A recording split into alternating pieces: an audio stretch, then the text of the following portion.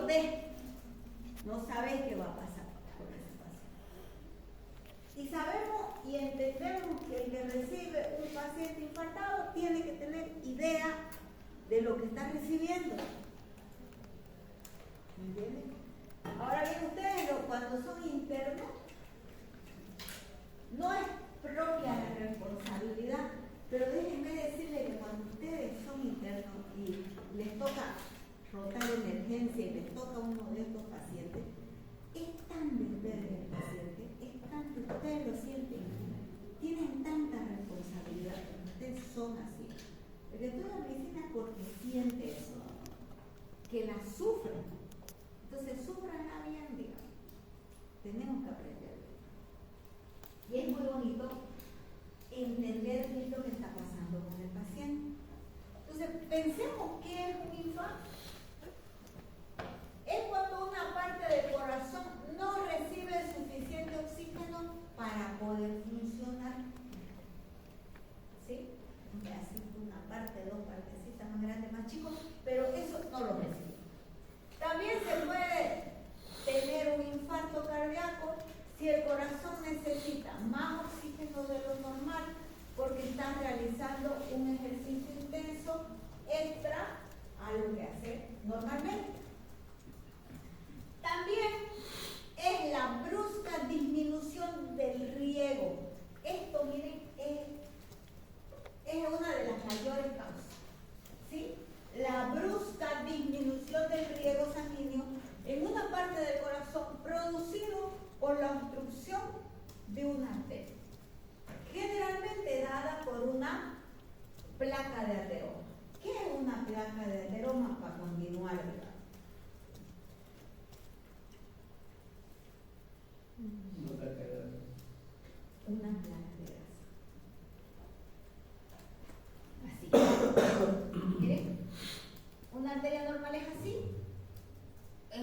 Aquí se va obstruyendo y aquí se va cerrando. Puede ser que se cierre así sin se obstruya. Pero aquí te está diciendo disminución del riego sanguíneo en la parte del corazón. Puede ser por esto o puede ser que esta placa se transforma en una ateromatosis. ¿Sí? Se agarra, se desprenda de aquí y viaje con el torrente sanguíneo. Y vaya y la obstruya a un lugar más pequeño, a una arteria más pequeña. ¿Me entienden? Eso es. ¿Entendemos? ¿No? Ahí. Ahora, necrosis miocárdica aguda de origen isquémico, secundaria o obstrucción de una arteria coronaria es la causa número 1 en pacientes mayores a 70 años de muerte a nivel mundial. Causa número 1 de muerte a nivel mundial. Miren ustedes, por eso es importante saber. Bien, el 85%, la principal causa es la ruptura de una placa asociada a inflamación, trombosis aguda, aterotrombosis, vasoconstricción o una microembolización. Esto es un trombo, está tapando, no deja pasar. Mire, este es un trombo, estas son ateromas, está obstruyendo, no deja pasar la circulación. Es eso. Eso es. ¿Sí? Hasta ahí lo entendemos, ¿no? La etiología, la disminución abrupta del flujo coronario va a condicionar, no es etiología, está mal eso ahí. Va a condicionar entonces, son características, ¿no? A que haya una micronecrosis o una macronecrosis. ¿Qué lo condiciona a que sea una micronecrosis o una macronecrosis? El lugar donde el país se obstruye. El tamaño del vaso obstruido. ¿Sí? O la rama del vaso obstruido. ¿Dónde están? ¿Sí? Bueno, hablábamos de los biomarcadores. Cuando se habla de infarto, debemos pensar en los biomarcadores. Lo primero que se hace es eso, ¿no? Sacamos sangre y vamos y analizamos estos biomarcadores. Por ejemplo, lo primero que nosotros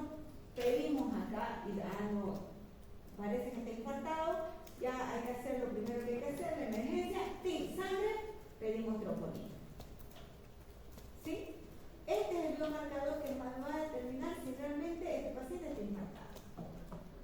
Estos biomarcadores son moléculas biológicas que se encuentran en la sangre y otros líquidos o tejidos y cuya presencia es un signo de proceso normal o anormal o de una afección o una enfermedad.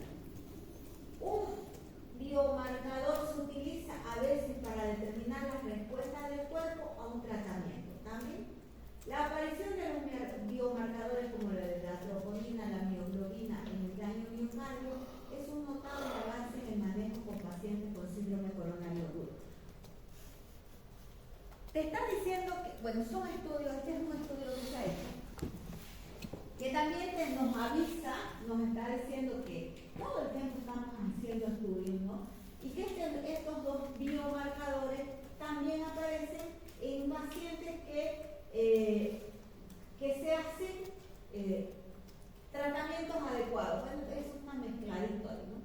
Los marcadores biológicos, aunque muy útiles para establecer el diagnóstico definitivo de infarto miocardio, aún presentan inconvenientes. ¿Qué es lo que tenemos que entender de estos biomarcadores? Que si hasta los biomarcadores aumentados, estamos frente a un paciente que se nos puede estar infartando.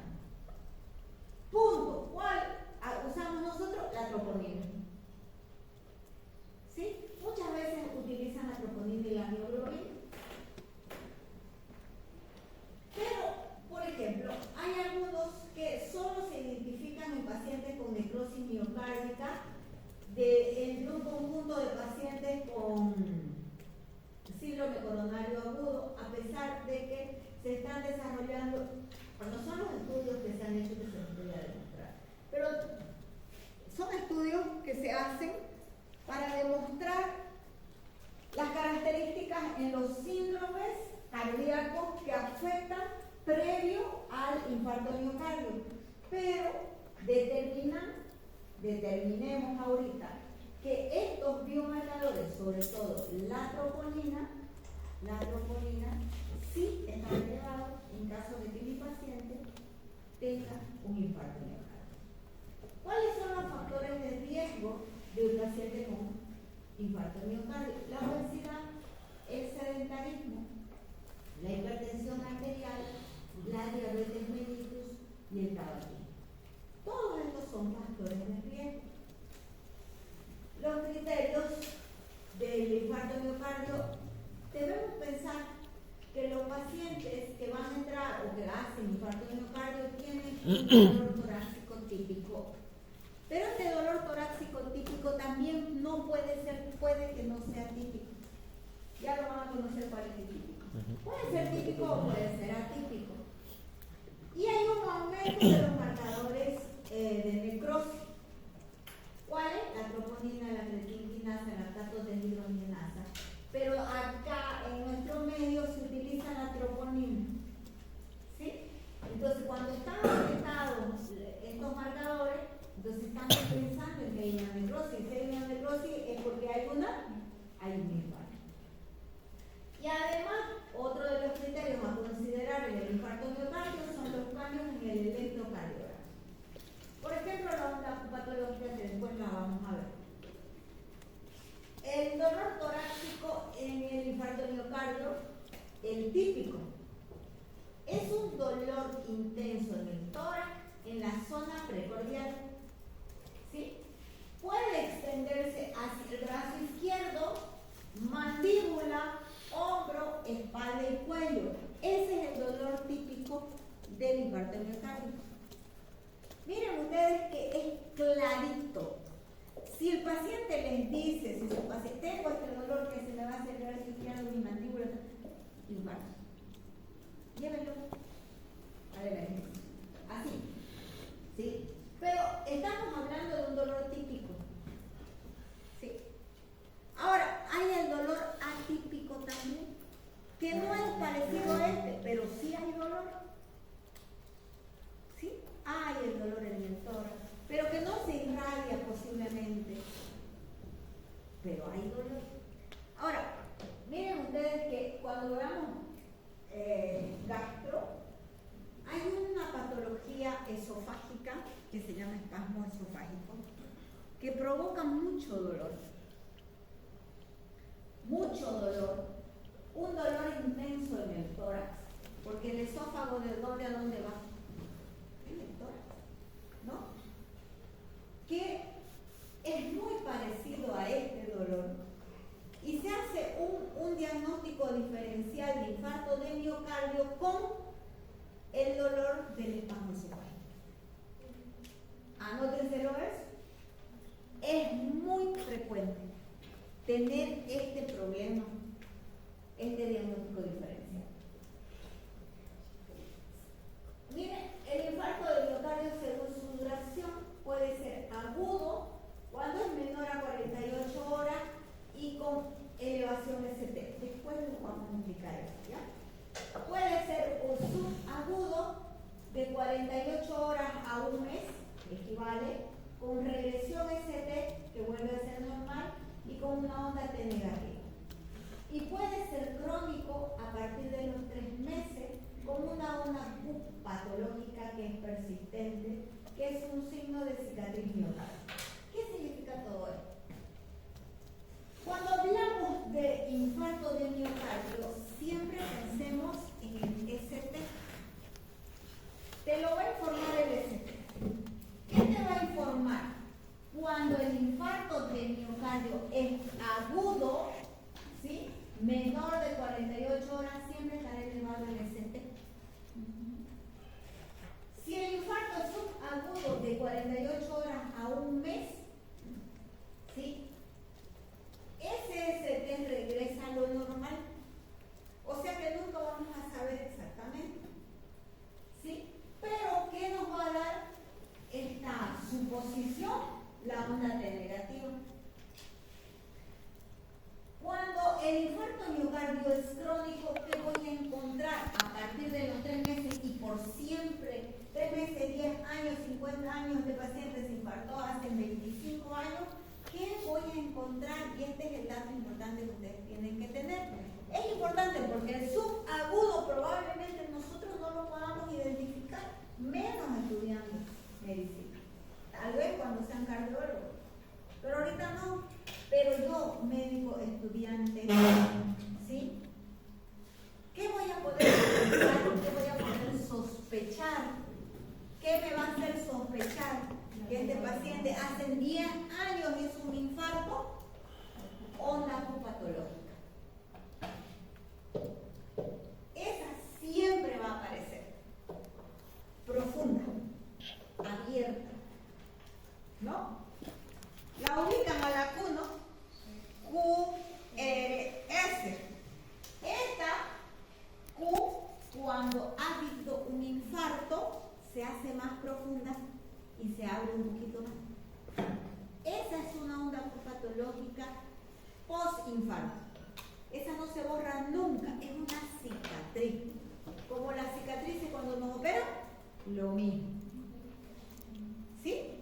¿Y aparece en el electrocardiograma? Pues sí, aparece. ¿Estamos? ¿Qué es tan especial? ¿Es un ¿Quién está rezando? ¿Están rezando? El doctor Flores Juárez es así, muy especial, muy. Se la agarra con uno, pero tenerlo por seguro te repite el año segundo.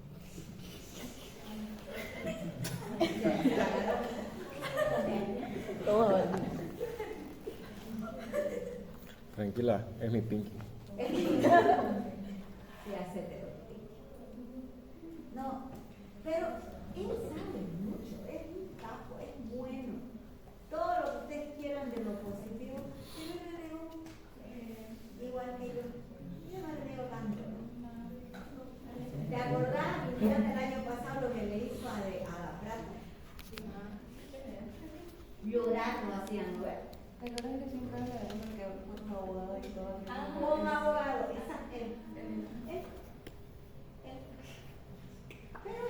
¿Qué pasó?